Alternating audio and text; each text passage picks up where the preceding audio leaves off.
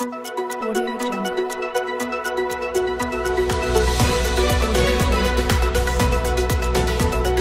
16 December মহান বিজয় দিবস উপলক্ষে বিএনপির বর্ণাঢ্য র্যালি, পুষ্পমাল্য অর্পণ ও আলোচনা সভা অনুষ্ঠিত হয়েছে। দিনাজপুর থেকে আতাউর রহমানের পাঠানো রিপোর্ট।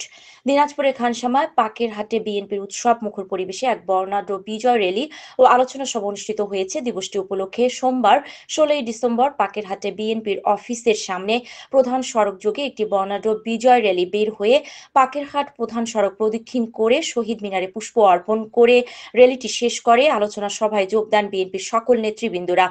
এ সময় সভায় উপস্থিত ছিলেন জাতীয়তাবাদী দল বিএনপি দিনাজপুর জেলার অর্থনৈতিক বিষয়ক সম্পাদক ও খানসামা উপজেলা যুগ্ম আহ্বায়ক মোহাম্মদ রবিউল আলম তুহিন।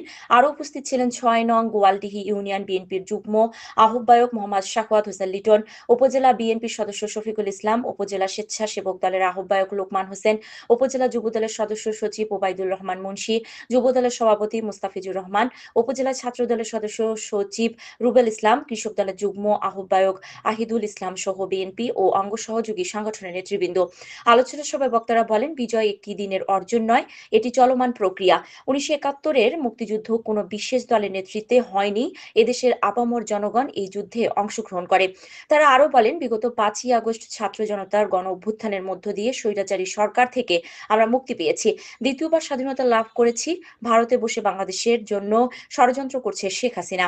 বাংলাদেশের জনগণ সকল ষড়যন্ত্র মোকাবেলা করার জন্য প্রস্তুত রয়েছে বলে জানান বক্তারা।